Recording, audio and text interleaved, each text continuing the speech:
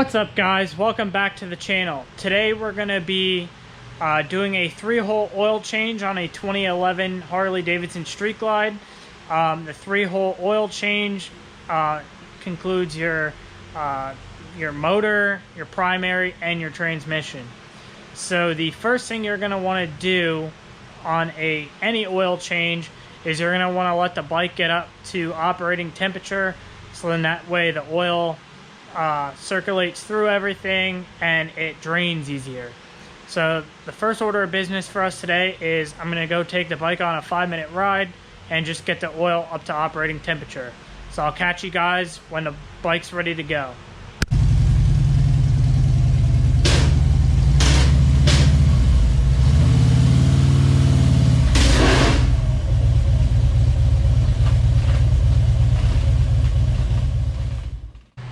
Alright, now that the bike's all warmed up on the lift, and strapped down, the first thing we can do is start to drain all the fluid. Alright, so once you get your oil pan ready, you're going to be using a 5/8 socket for all the drain plugs. On this 2011 Street Glide, the primary drain plug's right here. And then if we come around to this side, going to be hard to see here. You have your engine drain plug here, and then if you go underneath here, right here, that's your transmission drain plug. So the first thing we're going to do is we're going to get the drain pan underneath, crack all those open, and then we're going to go around and loosen up the transmission dipstick, engine oil dipstick, and take the derby cover off, so that way it gets more air in, so it drains a little bit faster. So we'll get right to it. So right now he's going ahead and loosening up the engine oil drain plug. Now he's just starting to crack loose the transmission drain plug.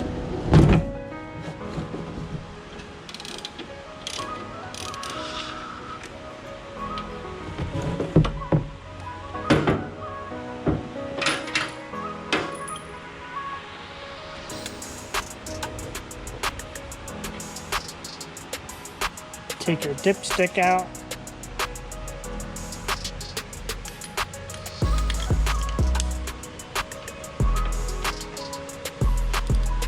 Like I said before, just taking a dipstick out allows more air to flow through, which makes it drain a little faster. Set that aside. Gonna go ahead and crack the engine oil.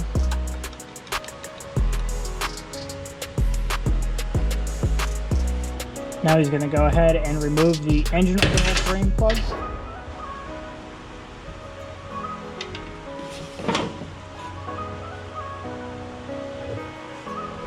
Alright, now that the engine oil and transmission oil are draining, next we're going to move on to the primary. Now he's going to go ahead and loosen up his primary drain.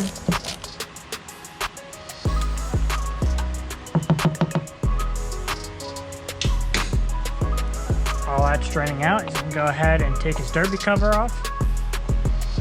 And if you're actually watching, as he's taking the Torx fits loose on the derby cover, you can see the primary fluid starting to surge out like it's getting the air.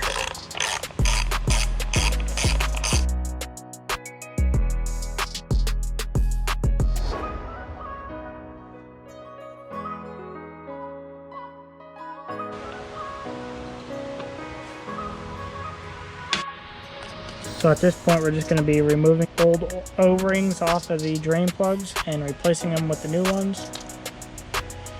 A lot of times you don't have to do this. If you look at them and they look fine, like this does, you could reuse them. But personally, we already paid the money for the kit and they come with them, so we're just going to do it.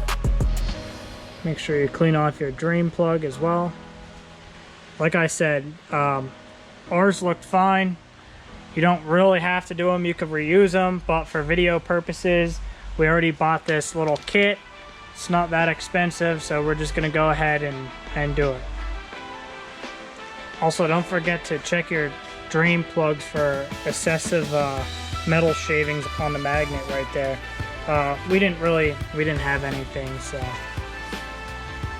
nothing too concerning. And if you have a newer bike, you might have more metal shavings than previously because it's a newer bike, so it's got to run through its cycles.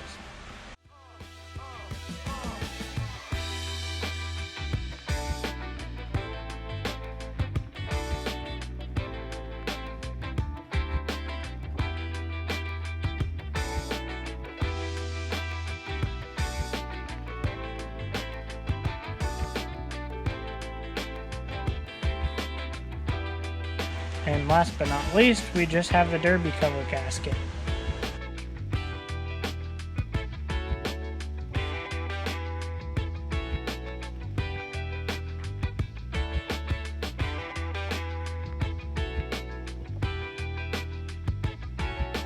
Alright, now that all the new O-rings are on the drain plugs and the gaskets in the derby cover, we can go ahead and start putting our drain plugs back in. And then we can move on and change out the oil filter and start putting fluids back in. He's just reinstalling the primary drain plug. These all have a torque spec. Can't tell you what the torque spec is. Just snug them up and don't go crazy tight. We've never had an issue, so it works for us. Next, he's installing the transmission drain plug. There's also no order in the way to put your drain plugs back in. This is just preference, or whatever's closest. Now he's putting the engine oil drain plug back in. All the drain plugs are reinstalled. Next is the derby cover. So before we put the derby cover back on, gotta refill the primary with fluid. Takes roughly about 1 full quart. Your owner's manual or service manual will tell you specifically what your bike will take, but 1 quart's usually pretty good standard for all bikes. Kind of hard to see the fluid in there, but once we get 1 quart in there, you're good to reinstall your derby cover. And while reinstalling the derby cover, when you're reinstalling the screws and snugging them up, you want to make sure to go in a crisscross pattern just like you would changing a tire.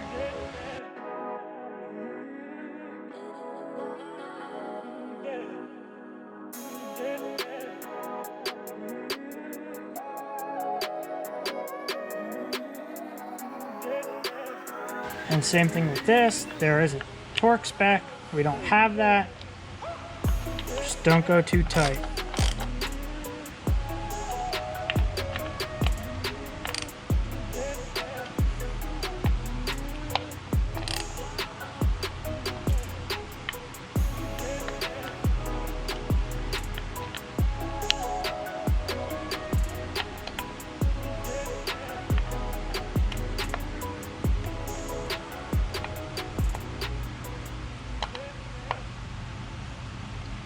Alright, next we can go prep the oil filter. So before you install your oil filter, I didn't get it. You want to just take some oil on your finger. It could be fresh oil or old oil, doesn't really matter. It's just for sealing the O-ring around the filter. But you want to just apply some around it just so it seals.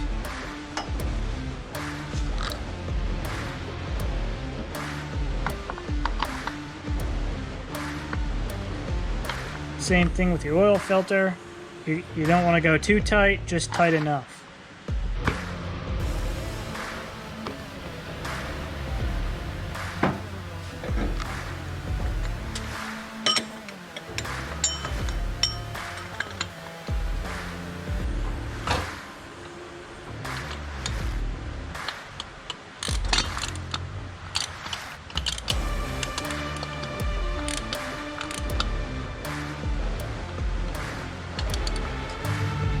Alright, now that that's tight, we can go ahead and start refilling the oil in the motor and transmission.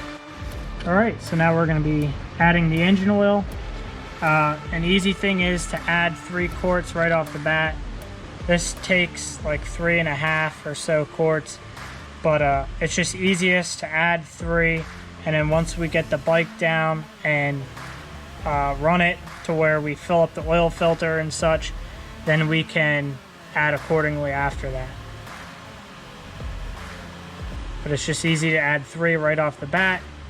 Start the bike, get the bike on a side stand or wherever your bike wants the oil to be measured at, and then add accordingly from there. Alright, so now we added 3 quarts of the motor oil. We'll move on to the transmission. That takes about 1 quart as well. Be sure to check in your owner's manual or service manual for the exact specifications for your motorcycle. But we'll come back to this once we clean everything up, get the bike on the ground, and we're able to run it, fill up the oil filter. We'll add accordingly. All right, so now we're going to be adding the transmission fluid.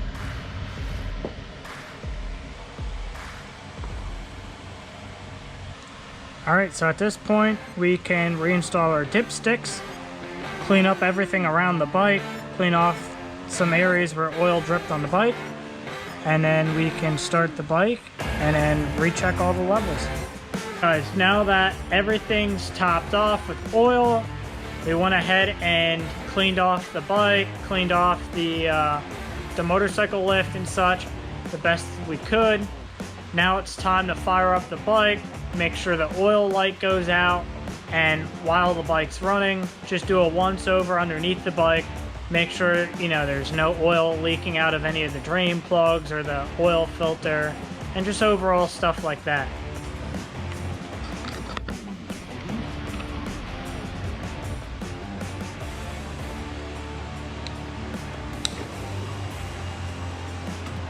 So like I said, we're just going to be watching, make sure the oil light goes out, which is right there.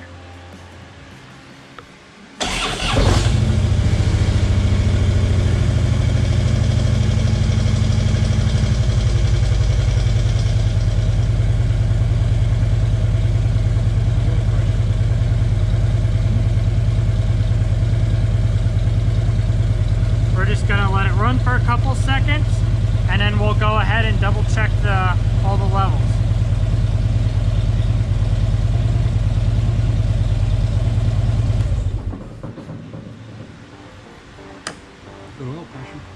All right, and then now we'll just double check our motor oil level on the dipstick. The primary and transmissions usually always pretty good. Those take right around 1 quart. The engine, the manual even says, you know, fill it with 3, check it, and then add accordingly. Usually takes about 3 1/4, 3 1/2. So we'll have to add more to that. I'm just gonna go and check it. Right there. So as you see, we can just add just a smidge more. We added some more. Now we're just gonna double check it again. There we go. It's good enough. Because the vehicle is upright. Alright, so that concludes our 3-hole oil change on a 2011 Harley Street Glide. As always, whenever you do an oil change and such, you should really go over and do your T-clocks. If you're unfamiliar with T-clocks, I'll have a link down in the description with a checklist on other things to check while you do an oil change, because typically you're doing an oil change at 5, 10, 15, so on. So it's always good to check everything else that goes along with that. And actually during our T-clocks inspection, we realized that the air filter is a little bit dirty. So we're gonna actually now go ahead and take that off and clean the air filter and put it back on because it's a K&N filter, so it's washable, reusable. So we're gonna go ahead and do that. But before we break off to go do that, I just want to talk a little bit about the oils we used. On all of our bikes, we've always run a full synthetic oil. That's just our preference. Use what you want to use what you use, ride your own ride. Not going to go too far in depth about that, but in our experience, it drops the temperature 20 to 30 degrees. And a lot of times we ride our bikes in heavy traffic in the dead heat of summer. So for an air-cooled V-twin, in my opinion, that's better to have the temperatures cooler. But to each their own. We use Mobil 1 and the motor. We use Torco in the transmission, and we typically use Harley-Davidson's Formula Plus or their full synthetic gear oil in the primary. So that's what we use. We've been running Mobil 1 full synthetic oil in the motors for every bike we've ever owned. Never had an issue. That's just our experience. But as always, thanks for tuning in. Make sure to like, comment, and subscribe. And I'll catch you guys on the next one. Peace!